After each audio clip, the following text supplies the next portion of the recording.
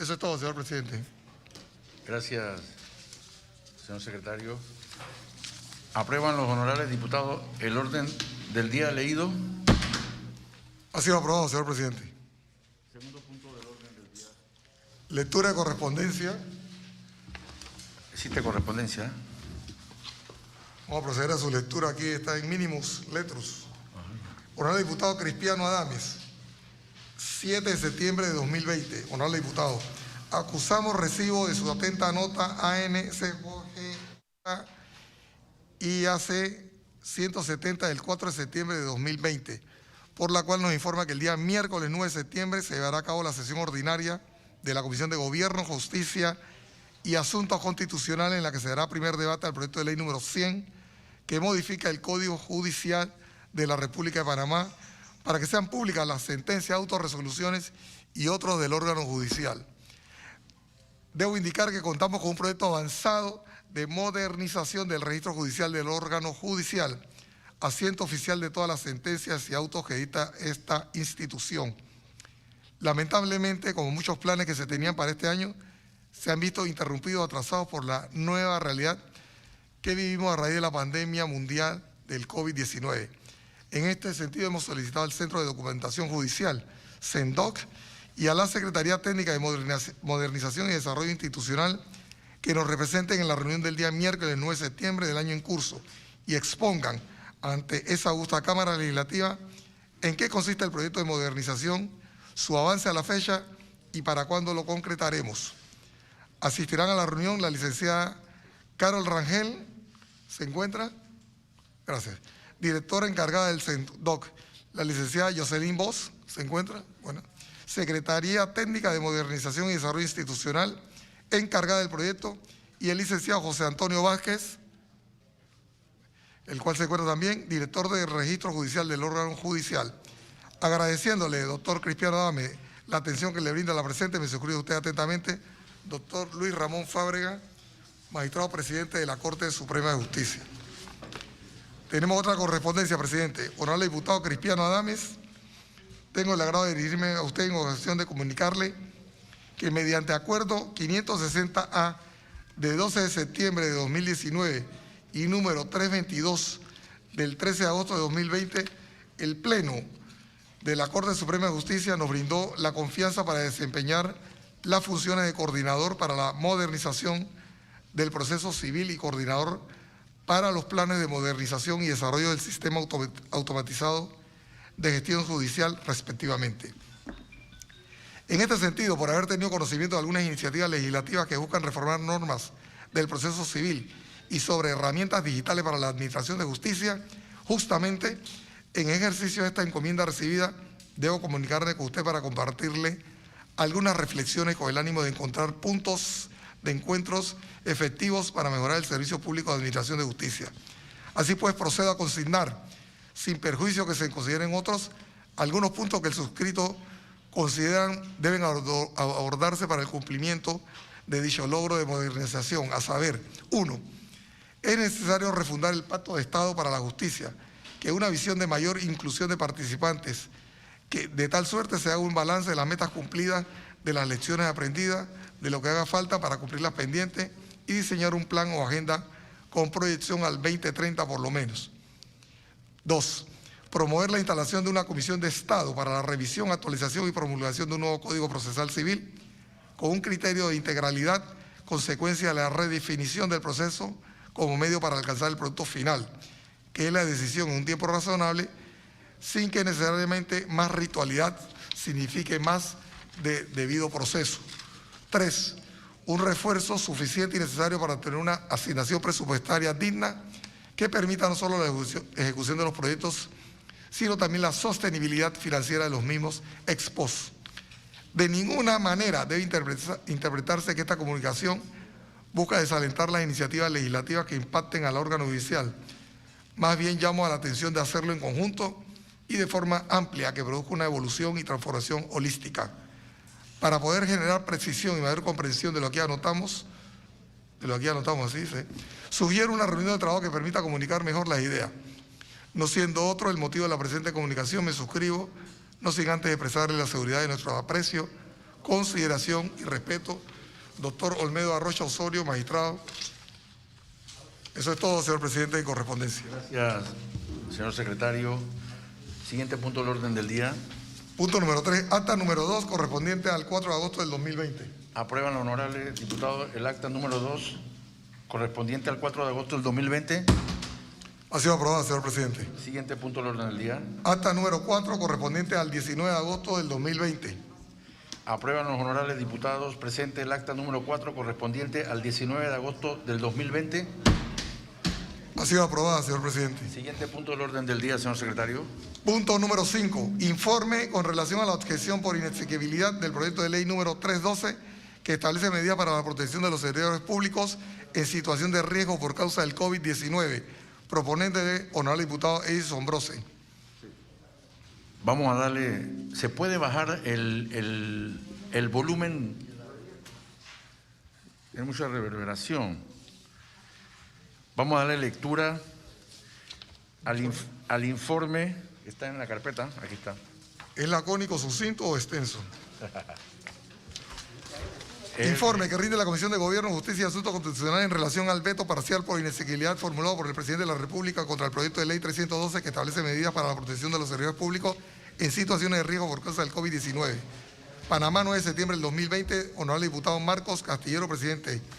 Señor presidente, la Comisión de Gobierno, Justicia y Asuntos Constitucionales, con fundamento en los artículos 53, numeral 2 y 205 del Reglamento Orgánico del Régimen Interno, emite informe sobre la objeción parcial por inexequibilidad formulada por el presidente de la República contra el artículo 2 del proyecto de ley número 312 arriba enunciado, lo cual hace en los términos que se presentan a continuación. 1. Contenido del proyecto de ley objetado. El proyecto de ley 312, que establece medidas para la protección de los servidores públicos en situaciones de riesgo por causa del COVID-19, tiene como objetivo establecer medidas transitorias de carácter excepcional para proteger la vida y la salud de los servidores públicos en situación de vulnerabilidad a causa de la pandemia del COVID-19, tomando como medida principal la prestación del servicio mediante la modalidad de trabajo a disponibilidad o de teletrabajo. 2. Metodología de discusión.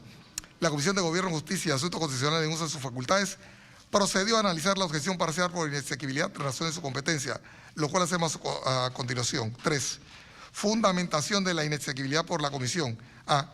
Fundamentación a la objeción por parcial por inexequibilidad del artículo 2 del proyecto de ley número 312. El presidente de la República objeta por inexequible el artículo 2 del proyecto de ley 312 que establece medidas para la protección de los servidores públicos en situaciones de riesgo por causa del COVID-19 al considerar que infringe los artículos 2, 19, numeral 12 del 159, numeral 1 del 163 y los artículos 299, 300 y 302 de nuestra Constitución Política. Artículo 2. Para los servidores públicos mencionados en el artículo anterior se establece la medida obligatoria siguiente. 1. Deberán prestar servicio mediante la modalidad de trabajo a disponibilidad y las funciones que se les asignen serán ejecutadas conforme a la modalidad del teletrabajo. 2. Aquellos que al momento de entrar en vigencia de esta ley se encuentren prestando servicios para los cuales su presencia física sea indispensable, deberán ser objeto de una reasignación temporal de funciones acorde con la modalidad de teletrabajo, con excepción del personal de salud, de seguridad pública y el que participa en el aseguramiento de la cadena y seguridad alimentaria. Este personal podrá acogerse a lo establecido en el numeral 1 en caso de que su condición de salud se pueda agravar. Para tal fin, dicha condición deberá ser certificada por el Ministerio de Salud o la Caja de Seguro Social. 3. El plazo de la dispensa se computará como tiempo de servicio. 4. El tiempo que dure la dispensa no podrá ser descontado de los permisos personales, de las vacaciones, del tiempo compensatorio, de ninguna otra forma que afecte negativamente los derechos de los servidores públicos. 5. En caso de requerirse la entrega o retiro de documentos o cualquier material en soporte físico, las entidades estatales donde brinden servicio a los servidores públicos deberán tomar las medidas necesarias para que esto se dé lugar en el lugar donde se encuentren cumpliendo con las medidas decretadas por las autoridades sanitarias.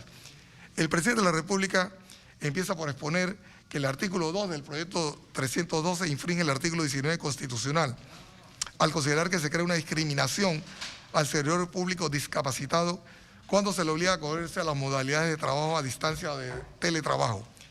Señala que el ámbito de aplicación del proyecto de ley 312 incluye a los servidores públicos con discapacidad, quienes actualmente se encuentran amparados por la Ley 42 de 1999, que en su artículo 4 señala que las personas con discapacidad, cuyas condiciones así lo permitan, tomarán sus propias decisiones en el ejercicio de sus derechos. El presidente de la República cita el artículo 43 de la citada ley, que a la letra dice, artículo 43, el trabajador cuya discapacidad haya sido diagnosticada por autoridades competentes tendrá derecho a permanecer en su puesto de trabajo y de no poder ejercerlo, a que se tomen las medidas para lograr su readaptación profesional u ocupacional. De igual forma, tendrá derecho a la adaptación del puesto de trabajo que ocupa dentro de la empresa o institución. Cuando el puesto de trabajo no pueda ser readaptado, el trabajador deberá ser reubicado de acuerdo con sus posibilidades y potencialidades sin menoscabo de su salario. En concepto del presidente de la República, se discrimina al imponer un trato desigual a los servidores públicos con discapacidad frente al resto de los funcionarios que no están en tal condición, cuando se dispone con respecto a los primeros la obligación de acogerse a las modalidades de trabajo a disponibilidad o de teletrabajo, en detrimento de su derecho a decidir por sí mismo si prefiere o no permanecer en su puesto de trabajo. En otro sentido, se señala en el veto presidencial que el artículo 2 del proyecto de ley vulnera el artículo 1 del artículo 163, 299, 300 y 302, debido a que, a su juicio, la Asamblea Nacional se entromete en las funciones propias de otro órgano del Estado. Ello es a juicio del presidente de la República, por el artículo 2, acusado de inexequible, invade el ámbito jurídico competente del órgano ejecutivo de administrar y regular las funciones adscritas a la rama administrativa del sector público que contempla el título 11º denominado los servidores públicos. El presidente de la República sostiene que por mandato constitucional le corresponde al órgano ejecutivo la competencia exclusiva para, abro comillas, determinar la estructura de la Administración Nacional mediante la creación de ministerios, entidades autónomas, semiautónomas, empresas estatales y demás establecimientos públicos y distribuir entre ellas las funciones y negocios de la Administración con el fin de asegurar la eficacia de la función administrativa, cierro comillas. Competencia que a su juicio resulta infringida por el proyecto de ley 312 al disponer el legislador sobre el ejercicio de las funciones de los servidores públicos, reduciendo el desempeño del órgano ejecutivo al de un mero ejecutor de su voluntad, lo que a su juicio constituye un acto de intromisión en las funciones de otro órgano del Estado. Explica además el presidente de la República en su veto que el artículo 2 del proyecto de ley 312 viola el artículo 2 de la Constitución Política, pues entraña un evidente desequilibrio en el desempeño orgánico del Estado, al asumir el órgano legislativo funciones propias del órgano ejecutivo, al disponer de las atribuciones y la forma del desempeño del servidor público en detalle y situaciones correspondientes a la rama administrativa. El veto presidencial expone que también se transgrede el numeral 1 del artículo 163 del texto constitucional que prohíbe a la Asamblea Nacional, abro comillas, expedir leyes que contraríen la letra o el espíritu de esta Constitución, de manera tal que la facultad del órgano legislativo esté limitada a dictar normas sobre la regulación de las funciones, mas no en cuanto a la forma en que deben ser ejecutadas, máxime cuando su función no contempla la revisión de instituciones públicas centralizadas, autónomas, etc. Por lo que esta regulación de las funciones no puede desbordar el marco institucional ni fijar figuras o mecanismos de manejo de personal nombrados por otras ramas del poder público. En ese sentido, el veto presidencial expone que las funciones administrativas de la Asamblea Nacional están determinadas en el artículo 161 de la Constitución Política y son de carácter político, pues no contemplan ningún aspecto de administración de personal, como tampoco ocurre en las disposiciones fundamentales reguladas en el capítulo 1 del propio cuerpo constitucional. El proyecto de ley 312 pasa a manejar el desempeño y manejo de los servidores públicos, por lo que también norma en contraposición a los artículos 299, 300 y 302 constitucionales. El presidente de la República sostiene que sus argumentos constatan y reafirman la teoría y la doctrina constitucional que la separación entre los órganos del Estado no solo es orgánica, sino también funcional. A.1. Criterio de la Comisión. A la luz de la fundamentación sobre la inexequibilidad del artículo 2 del proyecto de ley 312 por parte del presidente de la República, la Comisión, importante establecer las siguientes consideraciones. No es mala lectura, así está la redacción. 1. Respecto a las posibles contradicciones del artículo 19 de la Constitución Política, ante las consideraciones planteadas por el presidente de la República en su veto parcial por inexequibilidad, respecto a la posible violación del artículo 19 de nuestra Carta Magna de esta Constitución es del criterio que la obligatoriedad contemplada en el artículo 2 pudiera violar, en alguna medida, el derecho a la no discriminación, contemplada en la norma constitucional al imponer un trato desigual a los servidores públicos con discapacidad frente al resto de los funcionarios, al establecer la obligatoriedad de acogerse a la modalidad de trabajo disponible de teletrabajo, en detrimento de su derecho a decidir por sí mismo si prefieren o no permanecer en el puesto de trabajo. No obstante lo anterior, es importante resaltar que el proyecto de ley 312 busca brindar protección al sector de la población considerado como altamente vulnerable, frente a la pandemia del COVID-19. Si bien el artículo 2 del proyecto de ley se establece un carácter obligatorio, el mismo no está ideado como una medida discriminatoria entre los funcionarios mayores de 60 años, mujeres embarazadas o con algún tipo de discapacidad o enfermedad crónica o degenerativa frente al resto de los servidores públicos, ni en perjuicio de sus derechos laborales, como así lo plantea el presidente de la República en su veto. El proyecto de ley establece las medidas contenidas en su artículo 2 como un mecanismo de protección a un grupo de servidores públicos que se encuentran dentro del grupo de mayor vulnerabilidad, que son ideadas con un carácter excepcional debido a la crisis ocasionada por la pandemia del COVID-19. Lo aconsejable hubiera sido plantearlo de forma optativa, en razón de la existencia de otras leyes que garantizan su derecho a decidir, lo cual elimina el carácter discriminatorio del mencionado artículo 2. 2. Respecto a la posible contravención del artículo 2, numeral 1, del artículo 163 y los artículos 299, 300 y 300 de la Constitución Política, en relación con la posible transgresión del artículo 2, numeral 1 del artículo 163 y los artículos 299, 300 y 300 de la Constitución Política, esta comisión no comparte del todo el criterio que plantea el presidente de la República en su veto frente a la posible inexequibilidad. En relación al artículo 2, numeral 12, del artículo 159 y el numeral 1 del artículo 163, esta comisión no comparte el criterio sustentado por el presidente de la República, ya que en el proyecto de ley 312 no se está determinando la estructura administrativa mediante la creación de alguna dependencia estatal. Esta iniciativa sencillamente tiene como objetivo establecer medidas de protección para los servidores públicos en situación de riesgo por la pandemia. Pudiera interpretarse que al establecerse la obligatoriedad de estas medidas, se esté ordenando cómo administrar el personal y los órganos del Estado. No obstante, esta situación puede ser corregida modificando el artículo 2 vetado por inexequible, estableciendo que quede bajo la potestad de cada entidad del Estado la forma en cómo se ejecutará el cumplimiento de tales medidas. En lo referente a la posible violación de los artículos 299, 300 y 302 de la Constitución Política, es necesario enfatizar que en lo que atañe al artículo 2 del proyecto de ley 312 no se contempla el nombramiento temporal o permanente de servidores públicos en otros órganos de Estado por parte de la Asamblea Nacional, o que estos servidores no sean de nacionalidad panameña, o que se esté haciendo algún tipo de discriminación y se vulnere el sistema de méritos y estabilidad del servidor público, que se contempla en los artículos 299 y 300, por lo que no entendemos la argumentación realizada por el presidente de la República en su veto. En el proyecto de ley 312 no se contempla que el servidor público ejecute sus funciones a través de interpuestas personas. Lo que se establece es una modalidad de trabajo que le permita, por condiciones especiales, bienvenido colega Vázquez, por condiciones especiales realizar sus funciones a través del teletrabajo. En este caso, debido a la crisis sanitaria, producto de la pandemia por COVID-19, por donde no se estaría violentando el artículo 13.2 de la Constitución Política. Criterio general.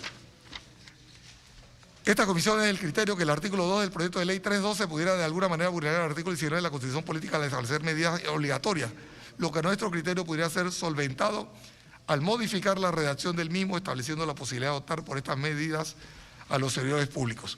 En cuanto a la argumentación esbozada por el presidente de la República sobre la posible contravención del artículo 2, numeral 1, del artículo 163, 299, 300 y 300 de la Constitución Política, somos del criterio que el presidente de la República no interpreta correctamente el espíritu y sentido del proyecto de ley 312 al argumentar su veto por inexequibilidad en razón de las consideraciones antes expuestas. Consideraciones de la Comisión.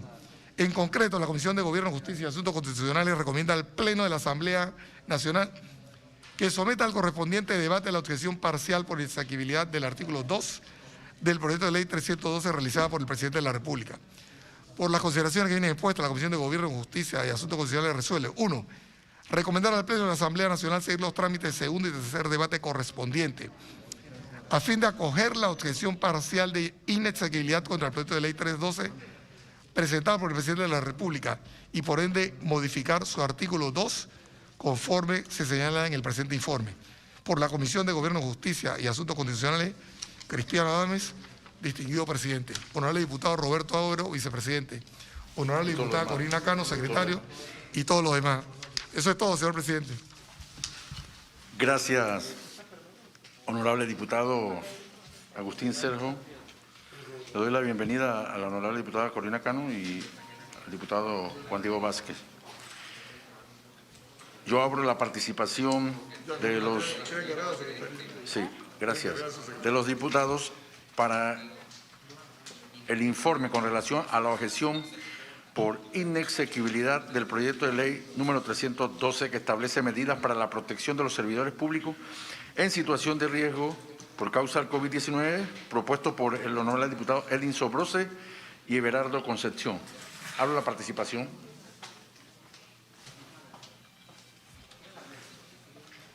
No, ¿ni uno quiere participar? Yo voy a decir unas palabras. Yo les pido, en ánimo al espíritu que nosotros juramos cumplir al ser juramentados en esta comisión y en general como diputados de esta nación, a que este informe de la subcomisión por el veto parcial por inexequibilidad a este proyecto de ley que se presentó en las sesiones ordinarias que concluyeron en abril pasado y que sin duda alguna era un proyecto de ley aprobado en tercer debate de protección laboral. Y yo quiero felicitar este informe, que considero un informe muy inteligentemente planteado por los asesores técnicos y que va exactamente y directamente proporcional al grado de independencia que esta comisión tiene que ver con referencia a los vetos que el presidente establezca en base a su capacidad constitucional.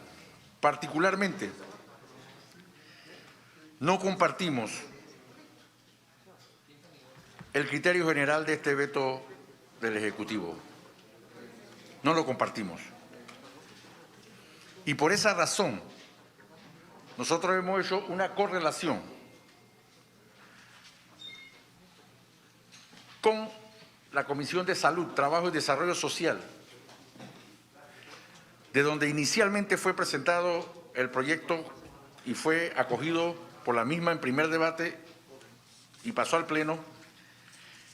Y entiendo que la comisión, en su sesión ordinaria de hace 2 días, aprobó la inconveniencia parcial para que nosotros entremos al segundo debate, establecer modificaciones al proyecto, a este veto del Ejecutivo, porque yo siento que hablar de discriminación hacia los discapacitados, permitiéndole, con discapacidad, permitiéndole el amparo de mecanismos que esta Asamblea ha dispuesto, como el teletrabajo y otros, de ninguna forma van en contra de la protección laboral, van a favor. Porque la misma patología en sí de esta afectación, que como ustedes ven, no es una afectación cualquiera que sufra la humanidad. Todos estamos en la calle con mascarillas. Pero ayer una noticia nos llamó poderosamente la atención de cómo la naturaleza se ensaña contra la realidad humana. Y fíjense que el laboratorio AstraZeneca ha tenido que suspender provisionalmente porque un caso de uno adquiere una enfermedad no determinada jamás. No es una enfermedad cualquiera de afectación. Del 66% de los que han sido tomados en cuenta y que tienen efectos adversos comunes, esta es una enfermedad absolutamente no identificada dentro del protocolo internacional. ¿Qué significa esto? Que esto es un virus que no es un virus cualquiera. Yo no sé si llamarlo selectivo genético, no sé en realidad. Entonces, ¿cómo es que las personas con discapacidad y que nosotros establezcamos un criterio de protección y a las embarazadas va a constituir en una norma que el Ejecutivo piensa que es discriminatoria? En realidad no lo concibo. Yo por eso felicito a la asesoría técnica de esta comisión por el alto grado de independencia y también porque pudimos correlacionar el mismo con la Comisión de Salud, y en el segundo debate estaremos interviniendo a título de ejercer el rol que nos compete a nosotros como Asamblea Nacional, sin que se disponga que hay una intervención o una interferencia entre los órganos. Al contrario, yo creo que lo que tenemos que es profundamente facilitadores. Esa es mi apreciación el día de hoy como presidente de esta comisión. Y bueno, vamos a... ¿Tú quieres hablar, Juan Diego? Primero el diputado Sergio. Ok, tiene la palabra el honorable diputado Agustín Serjón. Gracias, presidente. Yo no iba a hablar, pero sus palabras me han estimulado y me han resaltado algo. El proyecto que estamos examinando persigue dar una protección no solo a los discapacitados, a las embarazadas, sino también al grupo mío que somos los factores de alto riesgo mayores de 60 años. Entonces, no una medida que se ha hecho a las tontas y a las locas, sino es muy necesaria. Pero a nosotros nos preocupa algo. Estamos siendo acosados por parte del Ejecutivo en el sentido de que objeta por inexequible y por inconveniente múltiples leyes que esta Asamblea Nacional, y quiero que quede constancia de eso, señor presidente, ejecuta, expide en base a su facultad constitucional. El artículo 159 de la Constitución Política nos da prioritariamente, privativamente y excluyentemente la función legislativa, que es la de expedir leyes. Y el Ejecutivo, yo no creo que por buena razón haya argumentado la tesis peregrina, insustancial y absurda de decir que nosotros estamos invadiendo el campo de ejecución de ellos, porque la expedición de las leyes conlleva una serie de desarrollos conceptuales.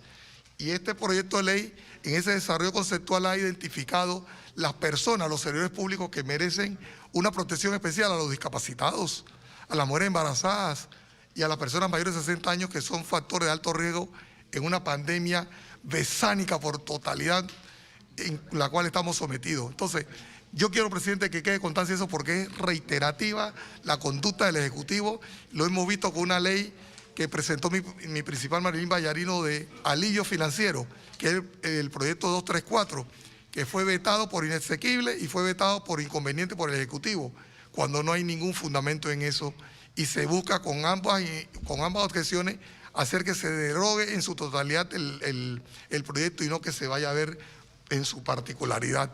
Así que, presidente, que quede esto en el ambiente. El Ejecutivo está actuando en una forma que nosotros resentimos severamente, porque está atacando proyectos de ley que están encuadrados dentro de nuestra función legislativa, y se está diciendo que estamos invadiendo un campo que no es el nuestro, y eso no es cierto, presidente. Eso es todo.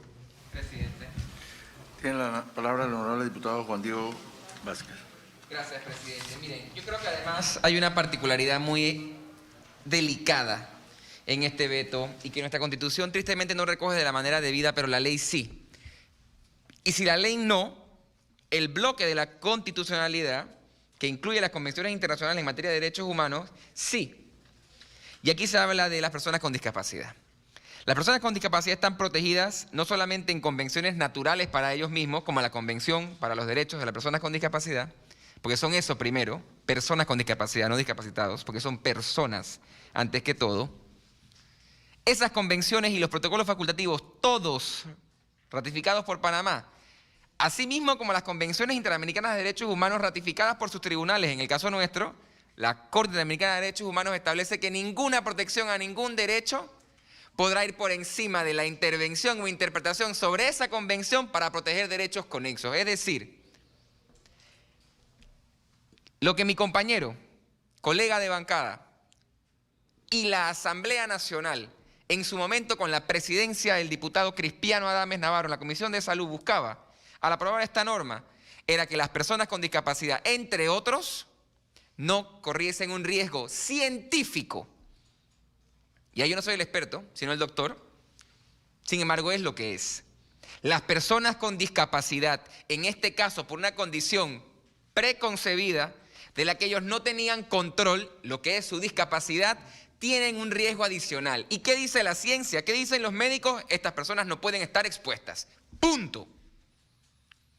No es una obligación, no es una imposición, porque la imposición siempre tiene que devenir de la falta de libertad en coacción de su propio derecho. Yo le preguntaría a las personas, por lo menos a las presentes, a los comisionados, a la presidencia de la República, ¿piensan que alguna persona con discapacidad quisiera asistir a su trabajo porque tienen un derecho al trabajo digno, además, cosa que este Estado no ha entendido, porque esta comisión está investigando un tema con la Caja del Seguro Social, referente al mismo tema? Sin embargo, vuelvo al tema, ¿quién quiere trabajar poniendo en riesgo su vida? Nadie. Nadie. Entonces, establecer que el decir que te voy a mantener en el trabajo, cuando la contrapropuesta, en el caso de la directora del IPE, para poner el caso específico, fue la de desvincular a personas con discapacidad frente a la posibilidad de enviarlas a teletrabajar, la discusión entre cuál protege más los derechos humanos de todas es clara. Entonces, lo preocupante, y yo no quiero profundizar en ese tema porque creo que tanto el presidente de la comisión como el diputado Seljon lo han hecho de la manera correcta y yo lo he hecho en otras comisiones, y de verdad que estas actas van a ser actas interesantes, presidente de esta comisión. Una vez más nos vemos sometidos a tener que acoger un veto, aun cuando todos estamos en desacuerdo con todo su contenido, solamente para asegurar que una norma importante de interés social y de verdadero reconocimiento y respeto a derechos humanos no muera el sueño eterno en la Corte Suprema de Justicia, con el respeto de las personas que vienen a representar al órgano judicial. Porque ese juego político, porque ni siquiera es jurídico, ojalá fuera un debate jurídico, a ese juego político ha llevado el Ejecutivo a la Asamblea Nacional durante, no sé, la última década o más. Los colegas que tienen un poco más de tiempo aquí me lo podrán decir. Pero yo sí quería dejar claro, no solamente porque para mí es un tema personal, para mí es un tema de interés, para mí es un tema de derechos humanos, y es un tema que la comisión está viendo y que por reglamento, el artículo 53, numeral 12 y 13, hablan de que nosotros tenemos que hacer eso. La promoción y la defensa de los derechos humanos. Y los derechos humanos establecen que el derecho humano principal es el derecho humano a la vida. De nada le funciona el derecho humano al trabajo como ningún otro a una persona con o sin discapacidad si no tiene ese primer derecho humano fundamental. Y esas doctrinas internacionales adoptadas en todas las regiones y tribunales superiores o supremos de interpretación de derechos humanos es clara. Que nuestro presidente no haya podido hacer ese control convencional establecido en los diferentes fallos de la Corte Suprema de Justicia es una pena y demuestra los errores gravísimos, presidente, a los que esta comisión y esta asamblea tiene que seguirse enfrentando. Porque los derechos humanos tienen forma de ser interpretados, tienen forma de ser aplicados, y las poblaciones vulnerables, como las personas con discapacidad, que en Panamá ni siquiera tenemos un registro correcto de cuántas personas con discapacidad tenemos que seguir defendiéndolas vehementemente.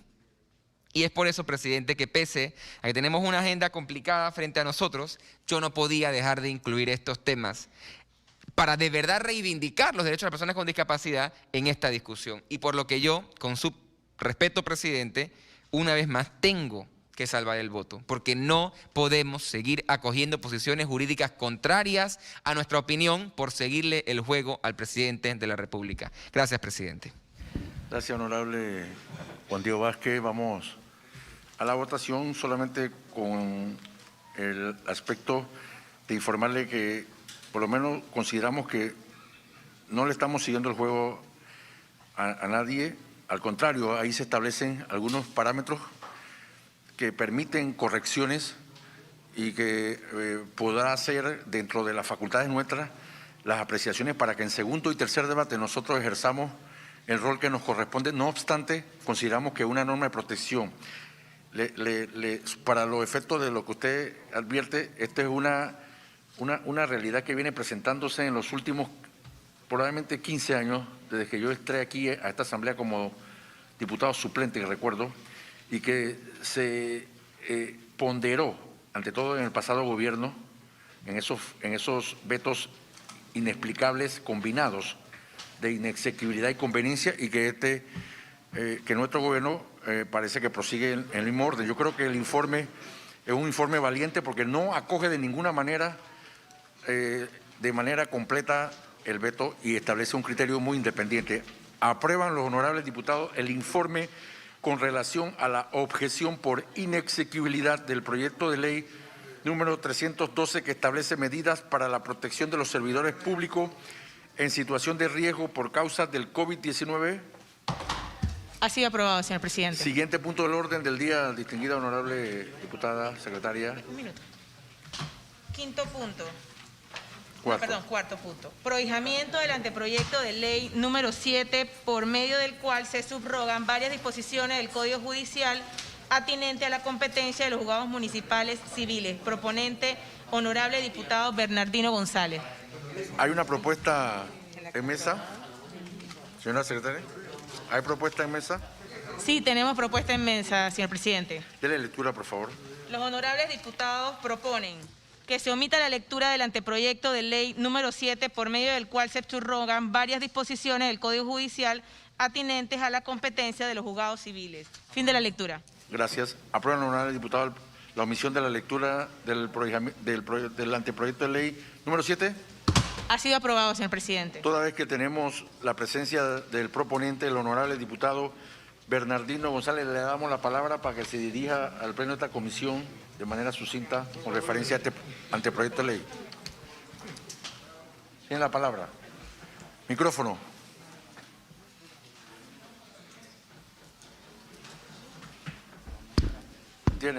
Gracias, señor presidente. Mi saludo y mi respeto a los miembros de la Comisión de Gobierno, Justicia y Asuntos Constitucionales de esta Asamblea Nacional, a los invitados, a los medios de comunicación y a la población que nos sigue en este momento por los diferentes medios de comunicación social. Señor presidente, muchas gracias. En realidad, este anteproyecto de ley lo presentamos con el objetivo de buscar aminorar la sobrecarga de trabajo que tienen los jueces de circuito en materia civil. Digo lo anterior porque vemos que siempre se presentan muy buenas iniciativas en esta asamblea por parte de los diputados y diputadas, pero referente a reformas al Código Procesal Penal.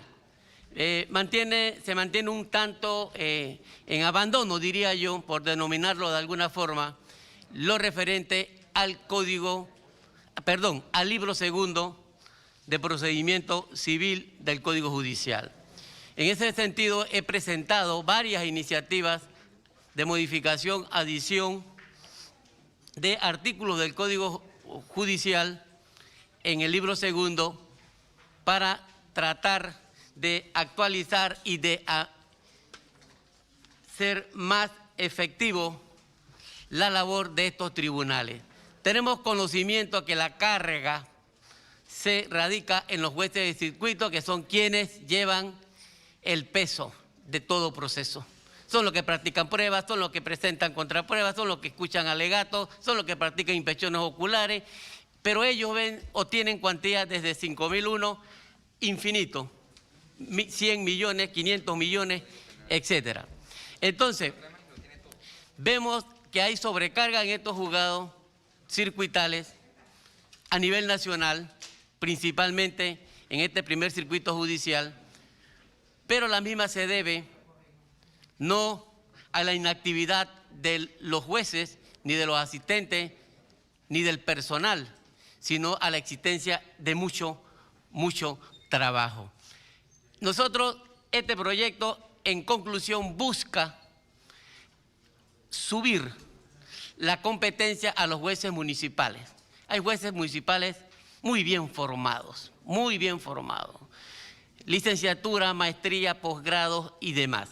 Entonces ellos están limitados por el código solamente a conocer hasta 5.000 balboas. ¿Por qué?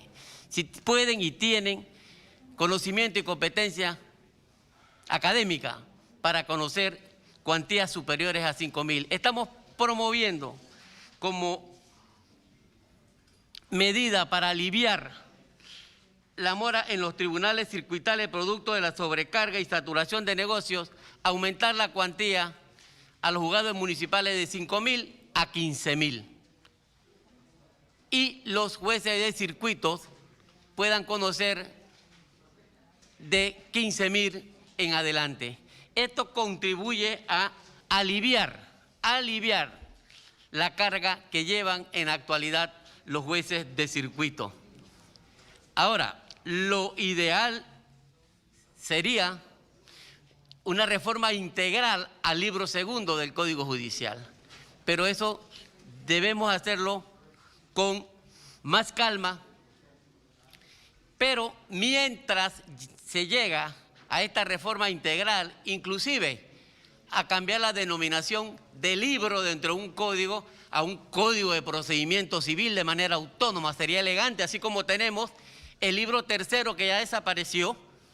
Ahora ya no hay libro tercero, ahora tenemos el Código Procesal Penal. Igual circunstancia nosotros anhelamos los civilistas a que el libro segundo desaparezca con este nombre de libro segundo y se pueda tener en la República de Panamá un código de procedimiento civil como existe en la mayor parte de los países de Latinoamérica. En ese sentido, señor presidente, nosotros consideramos que este proyecto de ley, en la forma como en la forma como está expuesto, puede ser mejorado, puede ser aumentado, puede ser modificado en el primero, segundo y tercer debate que resta. En este sentido, y como estamos en una fase de prohijamiento, yo solicito la venia a la comisión para que le den la admisión a trámite a este anteproyecto de ley y en las sesiones siguientes, de ser el caso, con la participación del órgano judicial, justicia comunitaria y demás, poder modificarlo, aumentarlo e enriquecer el mismo si fuera el caso. Gracias, señor presidente, y gracias a todos los presentes. Gracias, honorable diputado Bernardino González, por su exposición muy interesante, por cierto. Aprueban los honorables diputados el prohijamiento del anteproyecto de ley número 7. Ha sido aprobado, señor presidente. Siguiente punto del orden del día.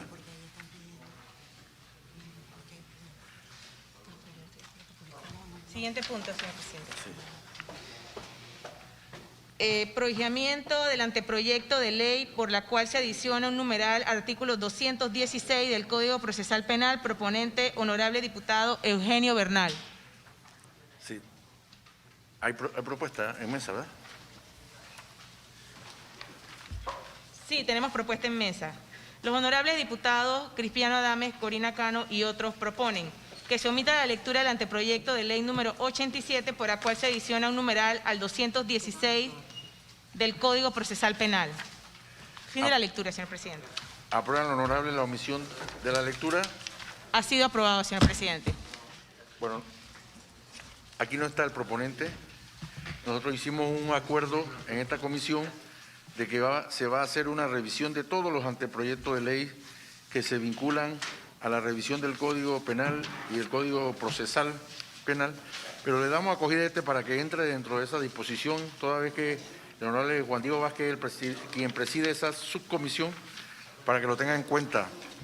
Aprueban los honorables diputados el prohijamiento del anteproyecto de ley número 87. Ha sido aprobado, señor presidente. Siguiente punto del orden del día. Distinguida secretaria. Primer debate del proyecto ley número 100 que modifica el Código Judicial de la República de Panamá para que sean publicadas las sentencias, autorresoluciones y otros del órgano judicial, proponente honorable diputado Gabriel Silva y honorable diputado Juan Diego Vázquez. Vamos a darle lectura al proyecto toda vez que es un solo artículo para que lo conozcamos todos los que estamos aquí. Proyecto ley número 100 que modifica el Código Judicial de la República de Panamá para que sean públicas las sentencias, autorresoluciones y otros del órgano judicial. La Asamblea Nacional decreta, artículo 1, que se modifique el artículo 328 del Código Judicial así. Artículo 328. El registro judicial deberá publicar en el sitio web del órgano judicial 1. Una relación de los negocios despachados en calidad de entrada y salida por la Corte o por los tribunales superiores y de los que queden pendientes al fin de cada mes. 2. todas las sentencias que dicte la Corte Suprema de Justicia en recursos de casación y de revisión y en negocios de que conoce en segunda o única instancia o en sala de acuerdo. 3. Los autos y sentencias que dictan los tribunales superiores. 4. Los autos y sentencias que dictan los juzgados de circuito. 5. Los autos o sentencias que dictan los juzgados municipales. 6. Las sentencias de los tribunales de juicio oral. 7. Las sentencias del Tribunal de Apelaciones del Sistema Penal Acusatorio. 8. Las resoluciones dictadas por jueces de garantía en el caso que les corresponda. 9. Resumen de los temas llevados al Pleno de la Corte Suprema de Justicia y sus decisiones. Y 10. Las piezas jurídicas que la Corte estime de importancia, ya sean sentencias, vistas, fiscales, alegatos o monografías. Artículo 2. Esta ley modifica el artículo 328 de la Ley 29 de 1984. Artículo 3. Esta ley empezará a regir al día siguiente de su promulgación. Comuníquese y cúmplase. Proyecto de ley propuesto a consideración de la Asamblea Nacional hoy 16 de septiembre del 2019 por la Comisión de Gobierno, Justicia y Asuntos Constitucionales. Honorable diputado Leandro Ávila, presidente. Honorable diputada Corina Cano, vicepresidenta. Honorable diputado Alejandro Castillero. Honorable diputado Bernardino González, honorable diputado Gabriel Silva, honorable diputada Marilyn Valladino. Fin de la lectura, señor presidente. Gracias, secretaria, diputada Corina Cano. Nosotros recibimos una notificación de la Corte Suprema de Justicia con la presencia designada por el doctor Luis Ramón Fábrega, magistrado presidente, a quien agradecemos su cortés nota y que creo que es un precedente importante que tenemos que desarrollar entre la Asamblea Legislativa y la Corte Suprema de Justicia, que podamos contar con su experiencia y con su criterio particular y evitar muchas situaciones que al final resultan en vetos que pudiesen haber tenido un buen objetivo y que debieron haber sido calificados dentro de la ruta acorde con ese procedimiento de escucha entre ambas partes. Yo tengo aquí apuntado a la licenciada Caro Rangel, directora encargada del CENDOC, a la licenciada Jocelyn Bosch, en representación de la Secretaría Técnica de Modernización y Desarrollo Institucional, encargada del proyecto, y al licenciado José Antonio Vázquez. ¿Ustedes van a hablar cada uno o se han puesto de acuerdo para que uno intervenga en honor del proyecto de ley 100?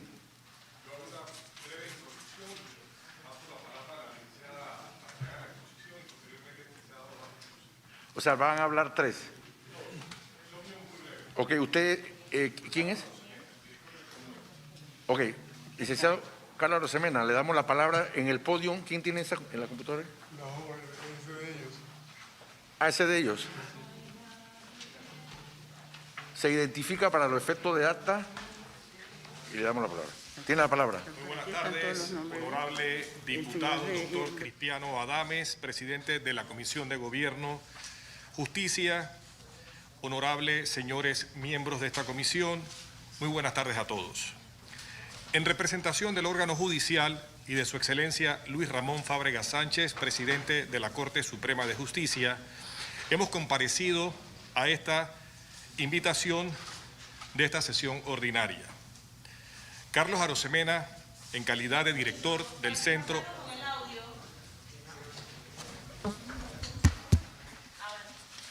Carlos Arosemena, en calidad de director del Centro de Documentación Judicial, y Carol Rangel, licenciada Jocelyn Bosch, de la Secretaría Técnica de Modernización y Desarrollo Institucional, y el licenciado José Vázquez Lucy, director de Registro Judicial.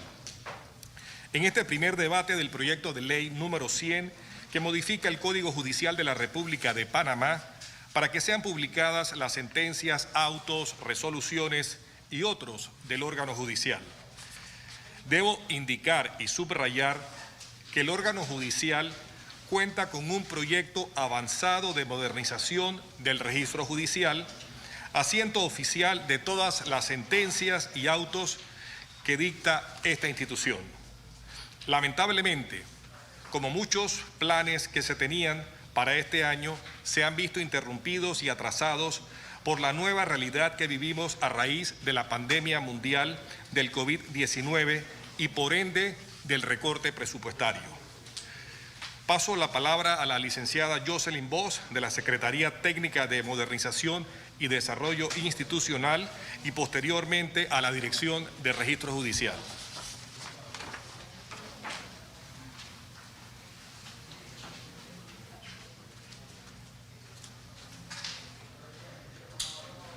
Buenas tardes.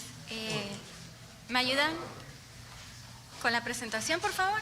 Sí, le otorgamos la palabra a la licenciada Jocelyn Voss. Adelante. Hola, muy buenas tardes, señores diputados, público presente.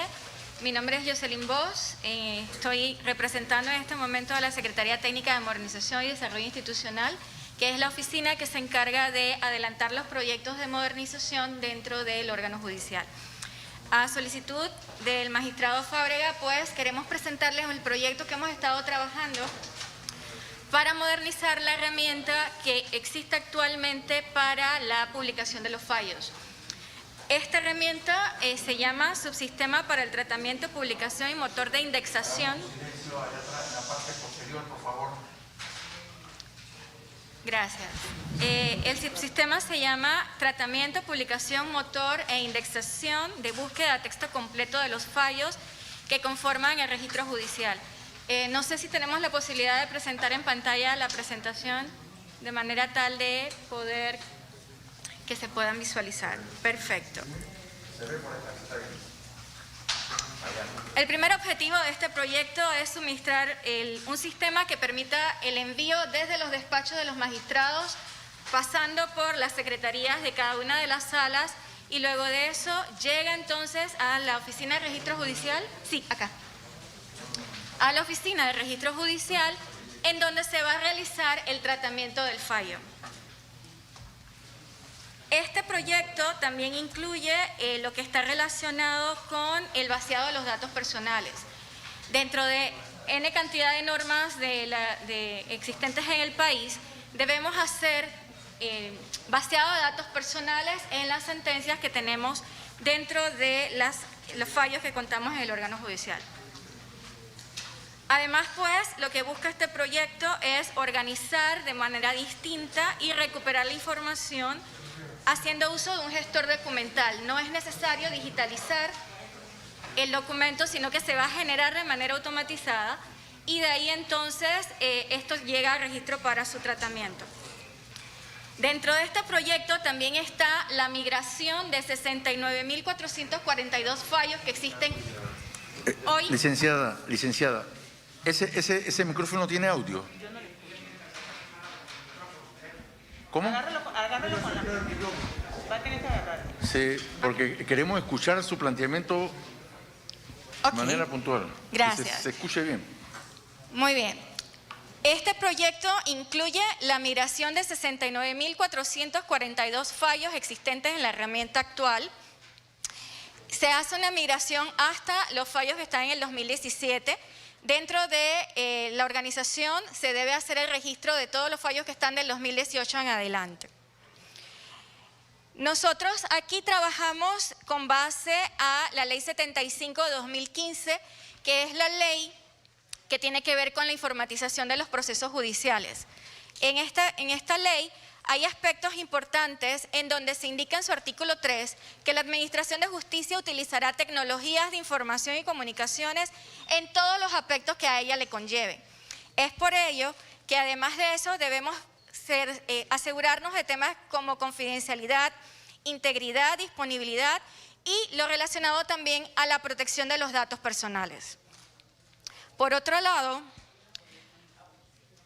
este mismo cuerpo legal indica que los sistemas informáticos que son puestos al servicio de la Administración de Justicia deben utilizarse en el desarrollo de la actividad de los despachos judiciales, los administrativos, el Ministerio Público, los abogados, las entidades públicas y privadas, así como el público en general. ¿Cuál va a ser el circuito de trabajo de este proyecto? Pues bien, como ven aquí a mano izquierda, pues tenemos los despachos de los magistrados, las secretarías de cada una de las salas y la sección de registro judicial. Cuando ustedes ingresan como el perfil de magistrado, ustedes van a tener esta pantalla en donde se va a registrar la información del expediente de manera general. Además de eso, quiénes son sus ponentes y los datos genéricos como un breve resumen. Posterior a eso, se hace el paso que tiene que ver con la estandarización. ¿Qué se busca con esto? Que dentro de la herramienta todos los tipos de letra, los formatos queden de una sola forma. Uy, se fue más para atrás. Deme un segundo.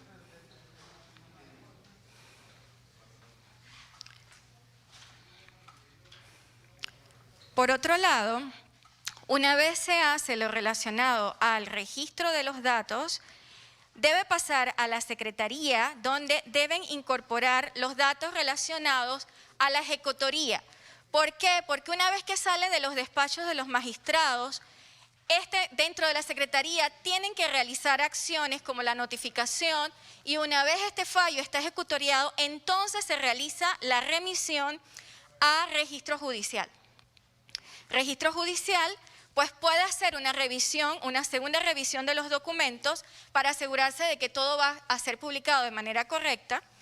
Luego se encarga de hacer lo relacionado al vaciado de los datos personales.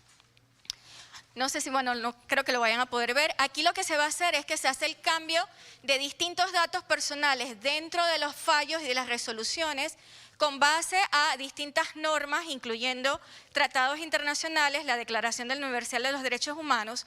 Y además de eso, el próximo año, en marzo, entra en vigencia la Ley de Protección de Datos Personales en Panamá. Por lo tanto, necesitamos hacer todo un trabajo de vaciado de los datos, de todos los que les mencioné hace un momento, que están migrados, más de los datos de los fallos que se van a ir generando dentro de la herramienta.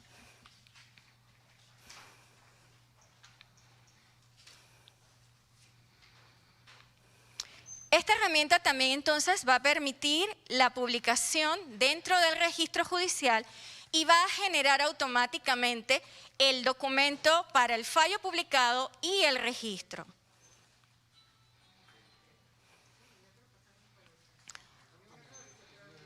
Otro de los aspectos importantes de este nuevo software es que tiene una generación de búsquedas tipo Google. Va a cambiar a la búsqueda existente donde tienen que usar parámetros como el if, el not, que obviamente a nuestros usuarios es horrible, exacto. Pero tomemos en cuenta que esta es una herramienta que fue desarrollada en 1992, la existente. Y hasta ahora pues hemos tenido la posibilidad de trabajar en este proyecto para entonces hacer la publicación de los datos.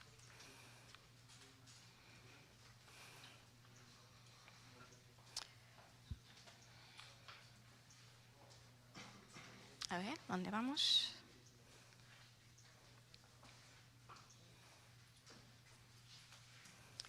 El usuario va a poder hacer una búsqueda dentro de esta nueva plataforma que les va a permitir, por ejemplo, el ciudadano tradicional no sabe la diferencia de un robo, una apropiación indebida o un hurto. O usualmente cuando la persona hace ese tipo de búsquedas, pues simplemente dicen me robaron.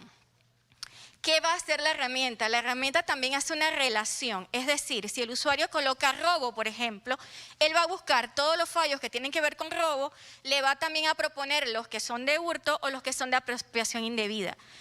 ¿Qué busca con esto? Que él va a ir también aprendiendo poco a poco las búsquedas que se van a estar haciendo, de manera tal de poder proporcionar de manera más eficiente la información de los fallos. Esta herramienta forma parte del sistema automatizado de gestión judicial, que es el que compone distintas plataformas o subsistemas que buscan administrar información que se encuentran en los tribunales y que está hasta este momento instalado en todo el país.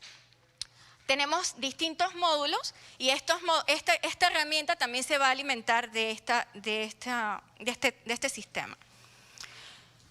Este sistema, como pueden ver aquí, está conformado por expediente judicial electrónico, el tarjetero electrónico, tiene la certificación de depósito judicial. Todas estas son herramientas que hemos puesto a disposición del órgano judicial al usuario final, de manera tal de automatizar procesos o recursos. Con el tema COVID incluso hemos puesto a disposición esta consulta que contiene el reparto que se hace de los procesos, está totalmente automatizado en más del 60% de la institución. Además de eso, también tenemos publicado en la página web el reparto manual de expedientes, tanto del Pleno, la Sala y los tribunales. Durante la pandemia lanzamos la publicación de los edictos de los juzgados circuitales, seccionales y municipales, de manera tal que los usuarios no tuviesen que apersonarse a la institución, sino que pudiesen consultar a través de la página web los edictos que se instalan o se publican en los murales de los despachos. También hemos puesto los remates judiciales y tenemos también lo que tiene que ver con la publicación de las sociedades de abogados. Dentro de la misma herramienta, nosotros también tenemos consultas relacionadas a la última actuación del tribunal con búsquedas a que nuestros abogados o nuestros usuarios no tuviesen que llegar en este tema de COVID a los despachos judiciales, sino que desde hace 2 meses pueden consultar a través de internet cuál es el último trámite de un expediente. De igual manera, tienen la consulta de los abogados idóneos y de las sociedades. Esta herramienta también permite una interrelación con el aplicativo Enlace Judicial, que también contiene información para la ciudadanía, en donde pueden obtener, por ejemplo, aquellos procesos que no requieren abogado, la consulta de las defensas de las víctimas, las consultas de defensoría de oficios, entre otros sitios. Es importante resaltar que el sistema automatizado de gestión judicial no solamente ha sido puesto en funcionamiento, sino que también ha sido sometido a evaluación. En el 2012 sometimos este proyecto a los premios de innovación gubernamental. En ese momento competimos con los mejores 25 proyectos de instituciones estatales y nos hicimos merecedor del Premio Nacional de Innovación Gubernamental. Posteriormente, en el 2014, hicimos un cambio de versión, mejoramos la herramienta. En el 2016 volvimos a concursar y en esa ocasión nos ganamos el premio como mejor plataforma interinstitucional y nos volvimos a ganar el Premio Nacional a la Innovación Gubernamental. ¿Por qué resaltamos estos puntos? Porque nuestra herramienta lo que busca no solamente es acercar a la ciudadanía la administración de justicia. Somos una institución que naturalmente la población le tiene miedo. ¿Por qué? Porque vamos a resolver una solución, un problema, una problemática. Entonces, lo que nosotros estamos buscando son temas de acceso y llegar a las personas de manera tal de que puedan tener información correcta. Otro de los temas que queríamos mencionar cuando estábamos leyendo el anteproyecto de ley es que queríamos mostrarles algunos indicadores de la Administración de Justicia, toda vez de que se hacían unas comparaciones con algunos países en relación con la Administración de Justicia. Y hay un punto que nos gustaría resaltar, que quizás no encontramos en el documento, es que, por ejemplo, nos miden con distintos países. Es cierto, nosotros estamos para ser medidos y eso nos ayuda a superarnos. Sin embargo, por ejemplo, Panamá tiene por cada 100.000 habitantes un promedio de 11.8 jueces. El estándar internacional señalado por la OCDE indica que mínimamente por cada 100.000 habitantes deberíamos tener 65. Si vemos la comparación con Chile, que en algún momento fue uno de los que nos comparamos, podemos ver que Chile tiene 1.621. Obviamente la respuesta en comparación con los 11.8 nuestros es radical. Por otro lado, si vemos la comparación en el presupuesto por ciudadano, podemos ver, por ejemplo, Costa Rica, cómo mide o cómo invierte en el ciudadano en la Administración de Justicia. Y lo más importante aquí es que Costa Rica invierte $160.5 por cada ciudadano en la Administración de Justicia. Panamá invierte por cada ciudadano $39. Otro de los puntos que siempre queremos o que hemos tratado de recalcar cuando se habla de mora, nosotros siempre planteamos el tema de carga laboral. Y me gustó mucho escuchar la posición del señor diputado, porque es cierto, tenemos la misma cantidad de personal en 1980. Y sumado a eso, si vemos los movimientos que se dieron entre el 2015 y el 2019, entraron 646.401 expedientes y se resolvieron, a pesar de la carga laboral, 662.012 expedientes. Tenemos un compromiso como institución y para nosotros es sumamente importante crear nuevas plataformas tecnológicas y para nosotros este nuevo proyecto de fallos es sumamente importante. Lamentablemente con el tema COVID, pues hemos tenido retrasos. La plataforma está 100% lista para entrar a trabajar. No obstante, tenemos una situación. No, nosotros hicimos la migración de todos los fallos hasta el 2017. Lo que tenemos que hacer es el trabajo del vaciado de los datos personales antes de que entre en vigencia la ley en marzo del 2021. Y además de eso, pues obviamente ya capacitamos al personal de registro judicial y estamos listos para entrar en producción. Estamos a la espera de un acuerdo un borrador de acuerdo que le vamos a presentar al Pleno de la Corte para que acoja el sistema y pues empezar su funcionamiento. Creo que con esto termino. Yo le paso la palabra a la persona que es el máster y el conocedor de los temas de registro judicial y agradezco su atención. Le concedemos la palabra al licenciado José Antonio Vázquez, director del registro judicial del órgano judicial. Muy buenas tardes, honorables magistrados, público en general. Ya lo dije. Agarra el micrófono. Parece. Acostumbrado a los cordones, ya no. Efecto de la grabación, licenciado, repita su nombre, por favor, y el cargo que ocupa. ¿Ya está conectado? Sí, ya. Mi nombre es José Antonio Vázquez Luzzi, un servidor. Nosotros andamos por las lides judiciales desde hace un rato grande. Honorable Corina, lo sabe, sus alumnos me conocen aquí, compañeros de la universidad que veo aquí.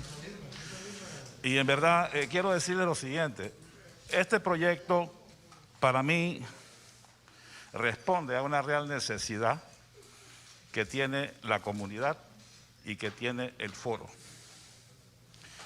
Yo lo he visto muy interesante,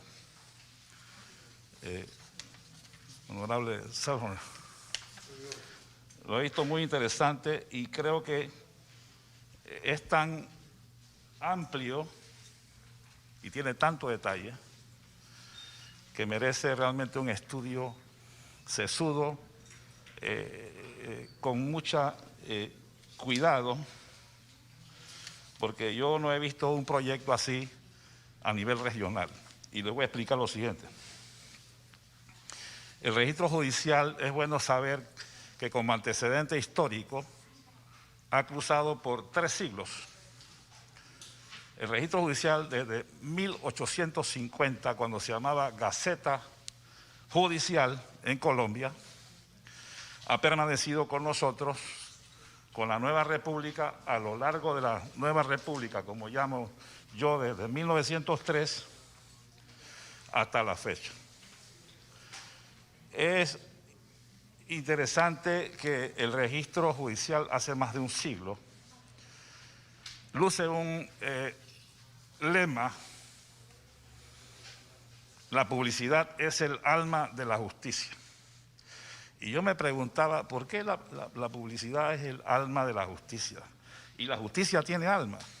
Pues sí. ¿Y qué entendemos por alma? Pues en el alma se contiene la mente del hombre, las emociones, los sentimientos, la voluntad y el intelecto humano.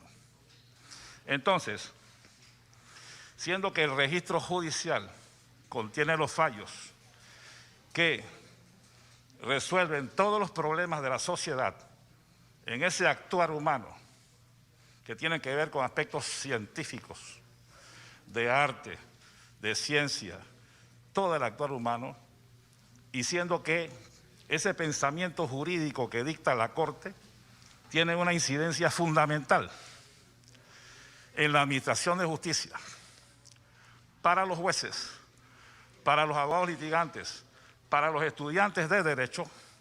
Pues bien, considero que este proyecto, en fin, como dije, es un proyecto muy ambicioso, porque no he visto un solo proyecto a nivel de Latinoamérica que sea tan amplio y detallado. Bien, yo voy a emitir voy a puntualizar algunos aspectos, porque sé que si leo todo lo que tengo aquí no va a haber mucho tiempo, pero lo fundamental. El proyecto hace referencia a países como España, en Europa, donde existe un modelo bastante acabado sobre el tratamiento de lo que es la jurisprudencia, y que en España el poder cuenta con una base de datos de jurisprudencia más grande de los estados de la Unión Europea. Y se publican todas las sentencias de los tribunales españoles. Leo lo siguiente. En este sentido, resulta preciso realizar algunas precisiones importantes. En primer lugar, al hacer una revisión, el sitio web del Centro de Documentación Judicial del Consejo General del Poder Judicial de España, órgano técnico que se encarga de la publicación oficial de la jurisprudencia, lo realiza haciendo una selección, ordenación, tratamiento y difusión y la publicación de información jurídica, legislativa, jurisprudencial y doctrinal. En este sentido, se ha resaltado que la palabra selección, puesto que no es que se dedica a la publicación de todas las sentencias, sino que pasan por un proceso en el que se selecciona, se ordena, trata, difunde y publica. Es lo que nosotros llamamos tratamiento del dato jurídico. En ese sentido, en el segundo lugar, este órgano técnico no publica todas las sentencias.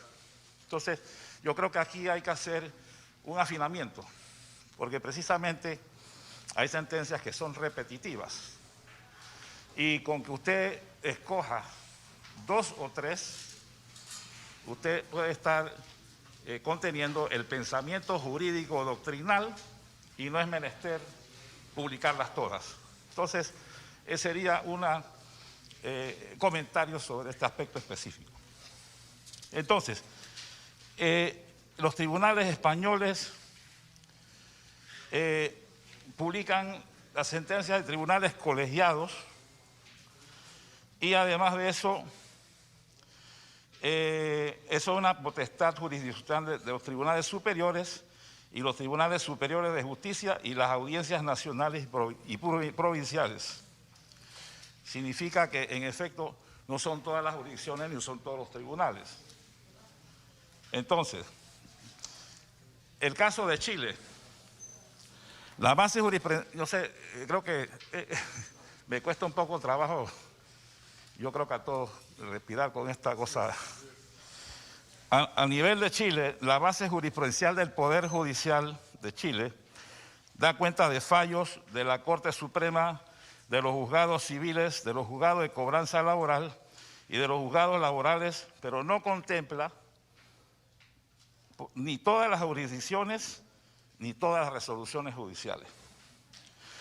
En el proyecto de ley asegura que todas las sentencias son públicas para los intervinientes terceros y medios de comunicación. No obstante, esa afirmación no se puede evidenciar. Al pasar revisión a la normativa de algunos países que forman parte de la red Iberius,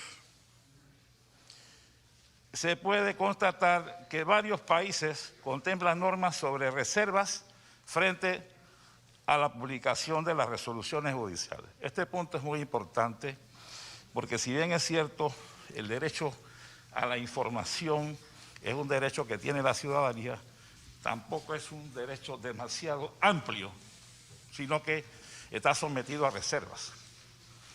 Y, en efecto, hay situaciones dentro del proceso que hay reservas del sumario.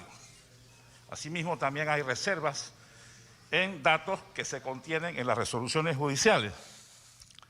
Bien, el link de la página o del centro de documentación de ese país no se armonizan los datos personales, pero sí se realiza una exclusión de sentencias para su visualización en materia de familia, penal y cualquier otra sentencia que contenga datos que involucre los menores de edad. En el caso de Colombia, se destaca que solo se publican resoluciones judiciales de la Corte Suprema de Justicia, es decir, de sus altas corporaciones de justicia. No mantienen normativa sobre protección de datos y sus sentencias presentan todos los datos personales de las partes.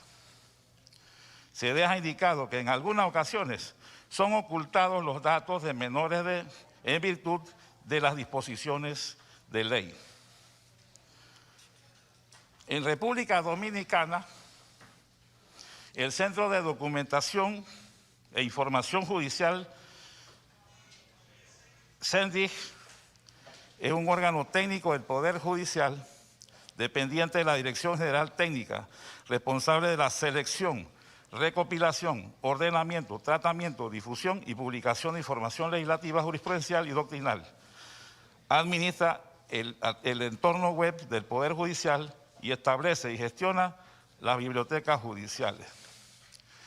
En este centro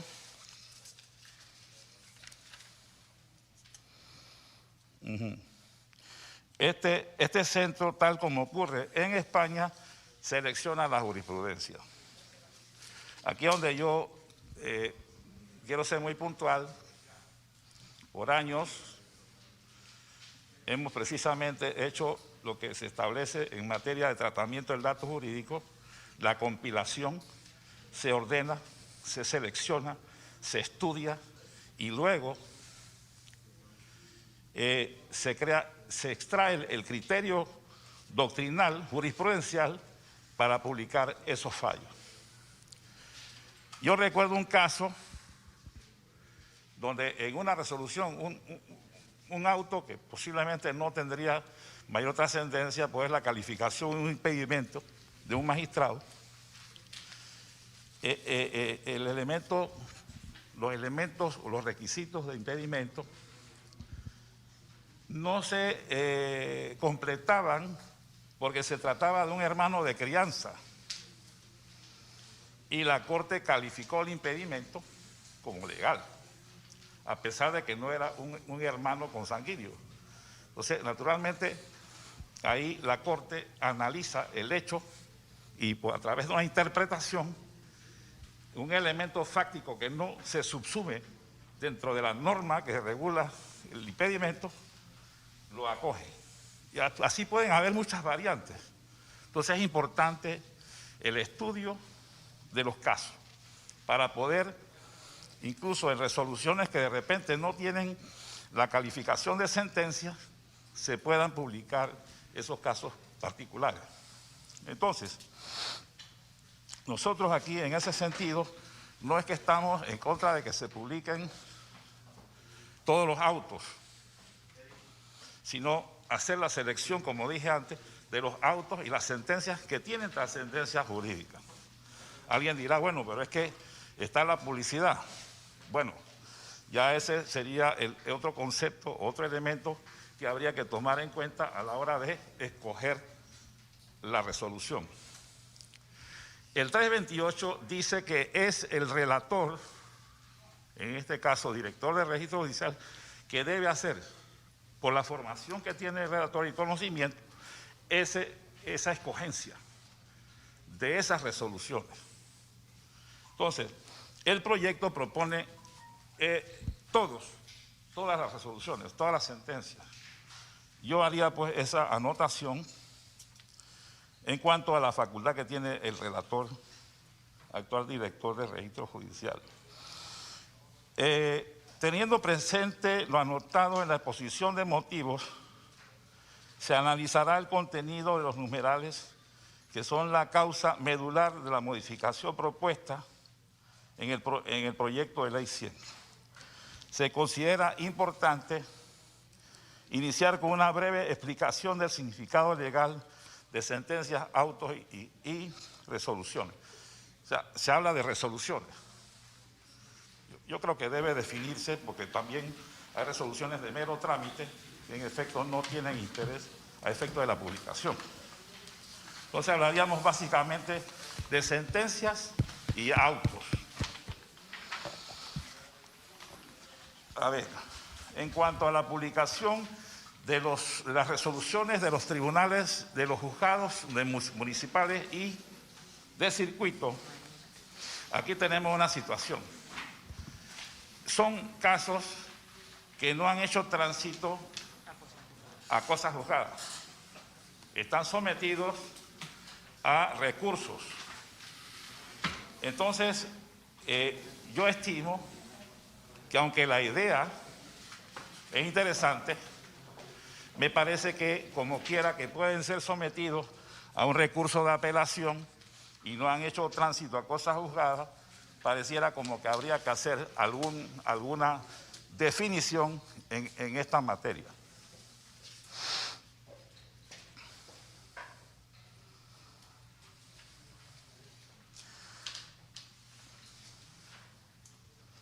Ok, ya habíamos dicho también, perdón. Licenciado Vázquez, usted tiene una opinión registrada en una nota, ¿verdad? ¿Opinión registrada en una nota? La que usted está leyendo. Sí, yo estoy leyendo esta. ¿Esa nota la remitieron acá a la comisión? No, porque nosotros recibimos la invitación y realmente nosotros quisimos hacer acto de presencia, pero vimos que la Cámara Legislativa dio la oportunidad de hacer una exposición académica sobre el tema. Sí. Y entonces, en calidad pues de director de registro judicial, he considerado oportuno. Íbamos a presentarla como una ficha técnica, pero consideré mejor darle un poquito más de explicación. Y quizás, si así lo desean, someterme a un interrogatorio. Es correctamente. Le pido, le voy a dar unos minutos para que podamos concluir y los diputados seguramente le van a preguntar a usted y a la licenciada Jocelyn Bosch, que presentó algunas consideraciones, porque veo que usted está desagregando el articulado de una manera bastante interesante. Le doy unos minutos para que concluyamos y podamos abrir inmediatamente el debate después de la participación del magistrado Reinier del Rosario. ¿Puedo proseguir entonces? Sí. Decía que había que considerar para el tratamiento del dato jurídico temas sensibles a efecto de que la ley no permite una divulgación y en algunos casos, como bien lo sostuvo la licenciada que me antecedió en la palabra, se pueden publicar los fallos haciendo un vaciado de datos. Tal es el caso de la jurisdicción de familia, de niñez y adolescencia y el penal de adolescentes.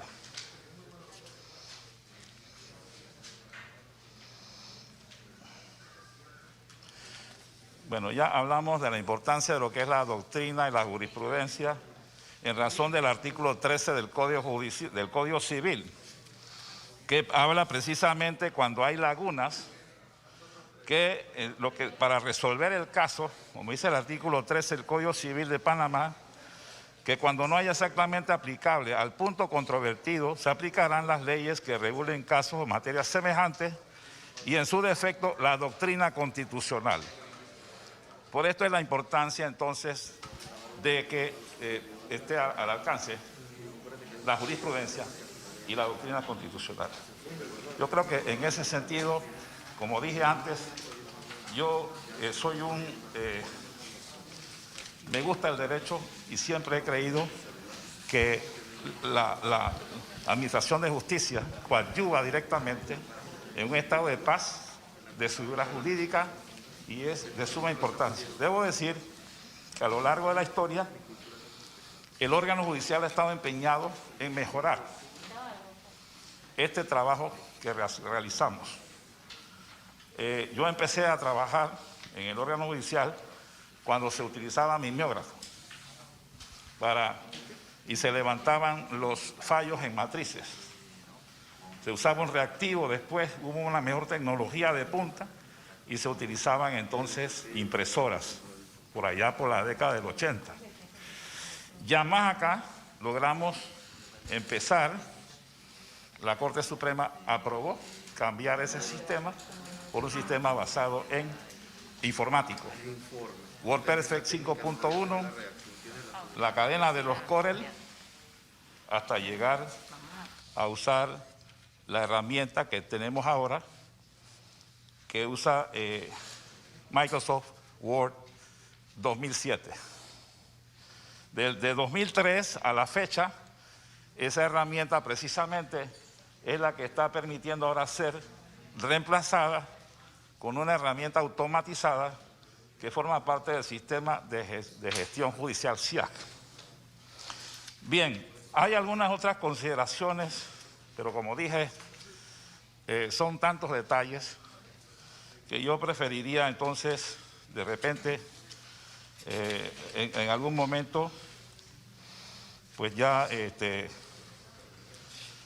poderlo quizás condensar, porque de verdad que está bastante amplio y hay que tomar en cuenta pues que Panamá en su artículo 17 constitucional, segundo párrafo, ha dejado plasmado que los derechos y garantías que consagra esta Constitución deben considerarse como mínimos y no excluyentes de otros que incidan sobre los derechos fundamentales y la dignidad de la persona. En su artículo cuarto, que la República de Panamá acata las normas de derecho internacional y que forman parte del bloque de la constitucionalidad, tal como lo señaló el honorable Vázquez. Así que yo quisiera, por ahora, llegar hasta ese punto. Como no, licenciado Vázquez, le vamos sinceramente a agradecer que nos remita una nota. Si la enviara toda, sería mejor para nosotros. Porque yo me imagino que los abogados aquí deben estar extasiados. Porque por lo menos si fuera un congreso médico y yo estoy escuchando algo que en realidad puede que conozcamos, pero no lo conozcamos todo a profundidad, yo insisto en que esa capacidad que tengamos de comunicación y que hoy distinguió el presidente de la Corte, el doctor Ramón Fábrega. Luis Ramón Fábrega, al tener la presencia de tan distinguidas personas, el licenciado Rosemena, la licenciada Bosch, creo que la licenciada también, ¿cómo es el nombre? ¿Cuál es su nombre? Marlene Rodríguez. La licenciada Rodríguez. Y usted, creo que, no sé, yo no soy abogado ni nada que se parezca, pero ya tengo 20 años de aquí.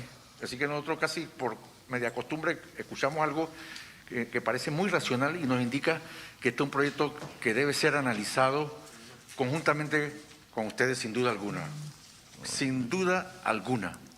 Incluso el magistrado Arrocha Olmedo dice algo que me quedé ahí, que es necesario refundar el pacto de Estado por la justicia.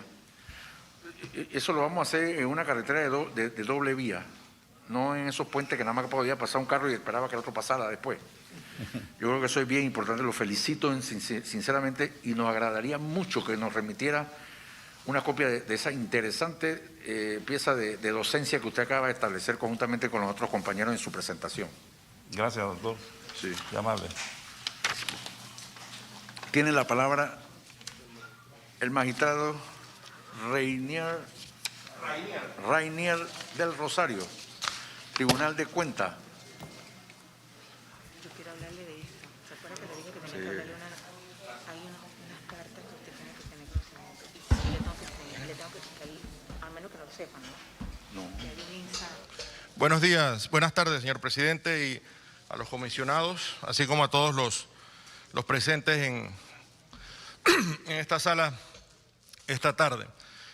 En el Tribunal de Cuentas hemos hecho un análisis del proyecto, aunque debemos iniciar por decir que este proyecto no tiene una incidencia sobre nuestra jurisdicción, ya que nosotros tenemos un registro oficial independiente del registro judicial. Sin embargo, atendiendo a la invitación que se nos hizo y siendo que somos usuarios del sistema de información de la Corte Suprema, porque usamos esa información en nuestros fallos, ya que la jurisprudencia constitucional hace parte de nuestras decisiones, consideramos que era importante hacer algunas acotaciones aquí y espero ser breve. El primer punto que quiero resaltar es que en términos generales consideramos que es una iniciativa positiva, que no solo tendría un impacto en materia de transparencia, sino que sería un gran apoyo científico para los investigadores jurídicos, ya que se crea una excelente herramienta de estudio para nuestro derecho. En ese sentido, hacemos las siguientes observaciones. Uno, que es el problema de la hiperlegislación. En algunos casos, entendiendo la naturaleza de la Asamblea Nacional y que sus miembros son personas que tienen que dar cuenta directamente al público, directamente a los ciudadanos, muchas veces por las limitaciones institucionales de su trabajo, entendemos que se ven abocados a realizar acciones que no necesariamente están dentro de lo que establece propiamente la Constitución. En ese sentido, lo que más se conoce es la parte de asistencia social, que no voy a hablar de eso, evidentemente, pero también existe esto, que es que los diputados muchas veces tratan de solucionar problemas presentando proyectos de ley a situaciones que no necesariamente tienen que ser reformadas. Eso trae como consecuencia que algunas veces tenemos contradicción porque tenemos demasiada normativa. Es lo que podría ocurrir en este proyecto si no se apareja con la norma de protección de datos, por ejemplo, porque estamos legislando cosas. Este tema, de primeras, me parece que es un tema más administrativo de la Corte Suprema, del órgano judicial, que propiamente para una legislación. Sin embargo, digo de primeras, porque sí encontramos una justificación para este proyecto de ley. El primero es que el registro judicial está consignado en la legislación y por tanto, si queremos afectar el registro judicial, hay que cambiar la norma. Segundo, que ya con este punto que había desarrollado aquí, queda totalmente en el piso después de la excelente participación del órgano judicial, existe la posibilidad de que esto sea necesario hacerlo por ley para obligar al órgano judicial en caso de que hubiese reticencia a realizar este proceso, que no es el caso. Y lo otro que me parece importante es que al fundamentarlo legalmente le da fuerza para que el gobierno central dé o otorgue los medios para que el órgano judicial desarrolle esta tarea. Basados en estos aspectos, entonces, en esta parte hay otros aspectos administrativos y técnicos que quiero valorar. El primero es el concepto del registro judicial como compilador de la jurisprudencia. Hay que tener en cuenta que el registro judicial es el compilador o es el elemento donde está la jurisprudencia nacional y no todas las sentencias son jurisprudencia, solamente lo constituyen las constitucionales y en todo caso las finales de los tribunales superiores. Y por eso tenemos un registro judicial donde tenemos únicamente eso, evidentemente también por un tema material, de que en otra época hacer una compilación de todo hubiese sido imposible, ahora tenemos los medios tecnológicos para hacerlo, pero es importante que entendamos que lo que está en el registro judicial tiene un valor tanto en rango como en alcance muy distinto al resto de las resoluciones. Entonces aquí lo que se plantea realmente es un tema de transparencia, no tanto de jurisprudencia. Y en ese sentido yo diría que si se va a hacer un cambio de esta naturaleza, podría hacerse una suerte de registro de transparencia. Ahora, yo veo que ya el órgano judicial va muy adelantado, así que quizás estoy hablando a toro pasado, pero hablar de un registro de transparencia donde estén las otras decisiones que son de interés académico, son de interés de investigación o son de interés público por otras razones, pero separándolas o estableciendo una diferencia clara entre las normas que están en el registro judicial y que constituyen realmente jurisprudencia para efectos del sistema judicial y del derecho. Otro aspecto que quiero notar, aunque ya Jocelyn me regañó, es el tema de que parece excelente que la publicación se haga vía web y que los fallos y que la información esté vía web. Eso es necesario, es el sistema de la actualidad.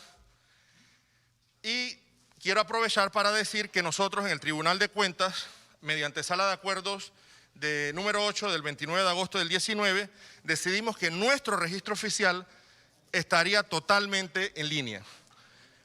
Lo hacemos por un asunto de medios, porque la impresión es muy cara, y también para poder ponernos al día con la mora que tenemos una importante mora en el Tribunal de Cuentas en de nuestras decisiones.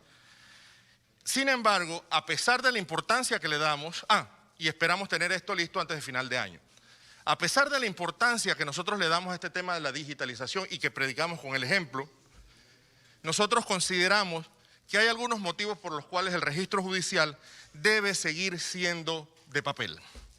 El primero de ellos es que con la intención de que estos puedan ser consultados por las personas que no tienen acceso a las nuevas tecnologías. El segundo es porque hay una realidad de que hay muchos colegas con mucha experiencia y quizás por un tema generacional, pero estamos hablando de abogados de muchos años, que no tienen o no son parte del mundo digital. Y por último, bueno, llámenme romántico o lo que quieran, pero yo creo que debemos tener un respeto a las tradiciones, a las formas. El derecho es una profesión donde las formas son importantes y es tener esos registros, tener esas sentencias en papel y que se pueda acceder a ellos y que esas personas que tienen, yo no lo tengo, pero yo sé de colegas que tienen la biblioteca de registros judiciales, puedan mantener esa biblioteca. Yo sé que quizás dirán, bueno, pero eso es de segundo orden, pero creo que es un aspecto a tomarse en cuenta. Por último, aunque no sé si es tan importante, porque luego de venir aquí y conocer las entrañas del registro judicial y lo que se está haciendo, creo que en el proyecto hay un tema que me parece que no está consignado y que debía estar, y era que si eso se va a hacer, poner un término de tiempo y establecer la obligación para que el órgano ejecutivo tenga que dotar de los medios al órgano judicial. Porque la verdad es que la empresa que ustedes proponen es una empresa muy amplia, muy bonita, pero muy amplia y que va a requerir mucho más recursos de lo que actualmente tiene el órgano judicial.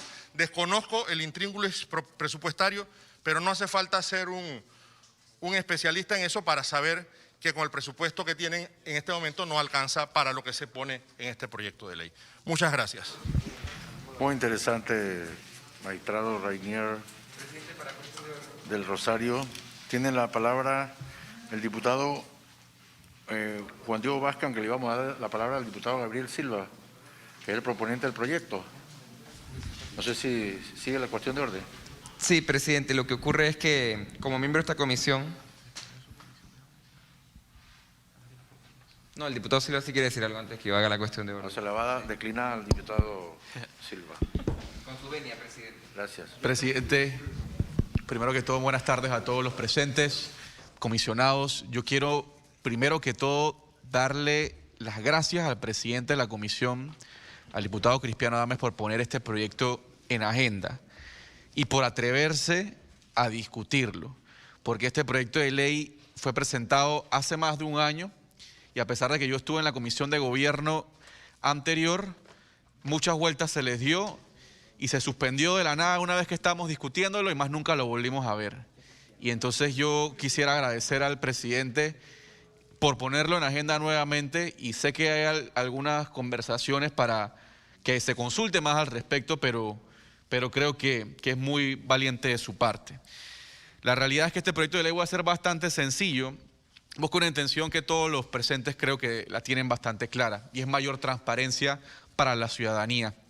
Pero esa mayor transparencia también viene amarrada a lo que también han mencionado, ¿no? Esto puede ayudar en el sector académico, en el sector profesional y ahora en un mundo COVID y post-COVID, pues también a la seguridad y salud de todos. Es un proyecto de ley que puede y debe ser modificado. Aquí nada está escrito en piedra. Y que inclusive el día de hoy traíamos algunas modificaciones para simplificarlo. porque sabemos que esto puede representar muchísimo trabajo y que lastimosamente el órgano judicial hoy no cuenta con los recursos, como bien lo explicó la licenciada. Yo estaba hoy en la Comisión de Presupuesto, al igual que otros colegas, y esperamos que cuando vayan a sustentarlo puedan sustentar el presupuesto del órgano judicial, hacer énfasis en algunas de las cosas que ustedes mencionaron el día de hoy. La propuesta que teníamos el día de hoy era remover, entre varias cosas, todos los autos que se hacía mención acá, las resoluciones, lo de los resumen de los temas llevados por el Pleno de la Corte Suprema de Justicia y únicamente hacer énfasis en sentencias en firme de los tribunales que ahí se listan. Creemos que eso simplificaría bastante el proyecto de ley y, como mencioné, para beneficio de la ciudadanía, los abogados, los académicos y todos. Comprendo que hay mucho aporte que tiene el órgano judicial y muchos abogados, así que sé que el diputado Vázquez va a proponer que esto se envíe a una subcomisión, la cual con mucho gusto también participaré. Yo sí quiero, por último, concluir de que mientras el licenciado Vázquez hablaba y hacía el análisis de derecho comparado, yo brevemente me metí en la página web del órgano judicial de Costa Rica, del órgano judicial de México, y pude ver que tienen muchas más sentencias disponibles que Panamá. Y quizás no ponen todas, pero ponen más que Panamá. Y yo cuando me pongo a pensar en los procesos internos de la Asamblea Nacional, en donde aquí un diputado presenta un proyecto de ley y el próximo día ya está en la página web, accesible a todo ciudadano, para que lo pueda descargar un PDF, yo me pregunto por qué el órgano judicial no puede hacer lo mismo. ¿Qué tan complicado es escanear un documento que sea un PDF y subirle a una página web? Yo creo que eso, la Asamblea da un ejemplo de lo sencillo que puede ser y el órgano judicial debería quizás copiar algo de eso. Reconozco y muy contento de escuchar todo el proyecto que están llevando a cabo hacia adelante, muy interesante, muy positivo. Así que gracias, presidente, por la cortesía, por ponerlo en agenda y cierro con eso. Presidente, para la cuestión de orden. Está por la orden. Dale. Presidente, para que la secretaria lea una propuesta que tenemos a nuestra empresa. Para que la secretaria lea una propuesta que existe en la mesa, presidente, consensuada con la comisión y con el proponente. Claro. Antes de que la lea la honorable, con mucho gusto, ya está redactada. Yo creo que el magistrado Rainier expresó el registro de transparencia y también habló de los textos, estos que empastamos y que tenemos ahí a la usanza. Usted habló de romántico. Yo anoche veía un programa de los medios televisivos en donde un magistrado que lleva la causa del expresidente de la República de Colombia, Álvaro Uribe, casualmente recogieron una información del magistrado en una contratación a una funcionaria que le permitió en un momento retrospectivo entrar a un proceso de contratación, me imagino en título de consultor, en el proceso de paz. Entonces yo me llamaba, pero me imagino que Álvaro Uribe, que no es cualquiera, contrató a los abogados para que digan, busquen. Yo creo que ese registro de transparencia es importante. Hoy la empresa FCC le ha interpuesto a Panamá una demanda de 125 millones de dólares internacional. Imagínense usted. O sea que el ladrón le pone la demanda al que le robó. Es increíble. Entonces, yo pienso que creo que fue el licenciado Vázquez que expresó lo de las resoluciones, pero yo creo que sí hay que trabajar sobre este proceso en el contexto de la transparencia. Probablemente habrá que exceptuar muchas competencias, pero en la transparencia, aquí hay cuestiones que ya tienen que ser consignadas y que tiene que haber rendición de cuentas, tanto en la vida pública nuestra como la particular. Porque aquí los únicos ofensores, violadores, no físicos de lo que se habla, sino violadores de los derechos, somos los políticos. Pero aquí los particulares tienen un vademecum que vale la pena observar de la primera página hasta la última. Dele lectura y después la honorable Corina Cano va a cerrar. Los honorables diputados Cristiano Adames, Corina Cano, Juan Diego Vázquez, Luis Ernesto Carles proponen que se conforme una subcomisión para tratar lo relativo al proyecto de ley número 100 que modifica el Código Judicial de la República de Panamá para que sean públicas las sentencias, autorresoluciones y otras del órgano judicial, conformada por los siguientes diputados. Honorable diputada Corina Cano, quien preside. Honorable diputado Juan Diego Vázquez. Honorable diputado Luis Ernesto Carles. Fin de la lectura, señor presidente.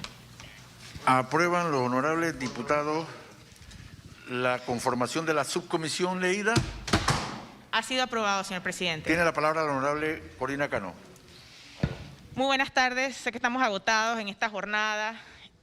Muchas gracias, de verdad. Muchas gracias al licenciado Vázquez, a la licenciada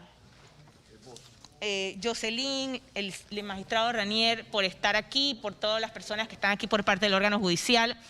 Yo sí tengo que hacer una aclaración antes de cerrar. Yo estuve en la Comisión de Gobierno, tal como lo mencionó el diputado Gabriel Silva, y no fue que la discusión se suspendió de la nada. La discusión se suspendió precisamente porque queríamos aquí al director del registro judicial y la opinión del órgano judicial, que en efecto en el día de hoy se está logrando esa comunicación. Yo lo tengo anotado en mi carpeta y estoy segura que en las actas está claramente la importancia de la presencia del director del registro judicial en esta sesión. Así que yo sí quería que quedara claro que se diera de esa manera. Número 2, yo tengo pues definitivamente observaciones que ya pues como saben se estableció el tema de la comisión, el tema y otro de los aspectos que también mencionaba era el tema de la preocupación que teníamos de la publicación de todas esas resoluciones y aparte la importancia de la reserva en los procesos relacionados a familia y niñez. Esos son los puntos importantes que establecimos en el momento y quisimos esperar las respuestas por parte del órgano judicial en ese sentido. El otro punto que nosotros teníamos ya establecido y quizás para que los proponentes lo tengan claro es que la misma redacción de la norma hace referencia a que el registro judicial deberá publicar en el sitio web. Pareciera ser que se pudiera prescindir del registro judicial físico o en papel. Como lo menciona el magistrado Ranier, pues definitivamente es importante que el registro judicial físico siga existiendo. Hay firmas de abogados que tienen galerías de los registros judiciales maravillosos y que de verdad es que yo admiro mucho los abogados y firmas de abogados que hacen esa inversión para tener siempre de la mano a ellos y a sus abogados, a sus pasantes, asistentes, estudiantes de Derecho, que puedan tener acceso físicamente a esa información. Y lo otro es que sí tienen que verificar el artículo 2, porque en el proyecto hacen referencia, señalan que modifican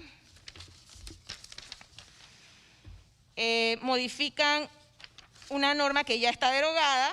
Entonces, el artículo 328 de la Ley 29 de 1984 hace referencia a multas que se impondrán, no tiene que ver con lo que estamos discutiendo. Luego nos vamos a lo que dice el artículo 328 de la Ley 29 de 1984, ha sido modificado en 2 ocasiones por la Ley 18 de 1986 y por la Ley 1 de 1995. El texto único de 1986 ya correspondía a funciones del Ministerio Público y no al tema de multas ni a ninguno del tema que estamos hablando en este momento. El texto dicho al artículo en la Ley 1 de 1995 era del tenor siguiente, tampoco hace referencia, por tanto nosotros consideramos que únicamente se debe establecer como modificación el artículo 328 en la eventualidad de que se haga alguna modificación al respecto sobre las normas que sean modificadas, porque realmente las normas citadas han sido derogadas previamente en 2 ocasiones. Esos son todos mis aportes, señor presidente. Gracias, honorable Corina Cano. Ya estamos para concluir, para los que quieran ir a ver la conferencia de prensa.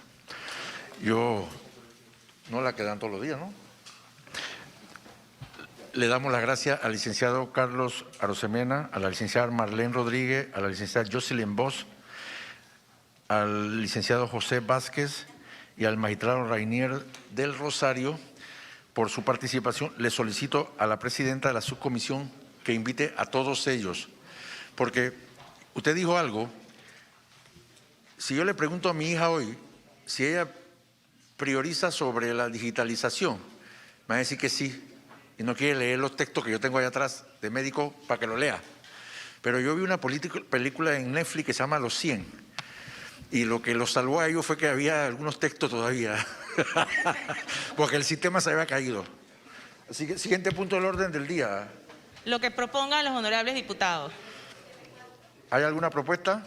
No, señor, señor presidente. No, porque entonces hay que discutir el Ok. primer debate enseguida. Gracias. Siendo así, le doy la gracia a todos los que han participado el día de hoy, a todos los comisionados, a todos los asesores técnicos por su excelente labor en toda y cada uno de los proyectos, proyectamientos e infórmenes y el primer debate 100. Y nos vemos la próxima semana.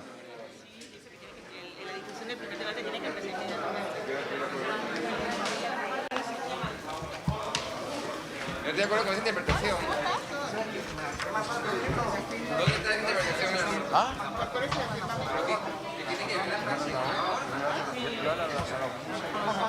Yo no tengo, mira, que ahorita yo estaba leyendo, mira, yo siempre anoto todo.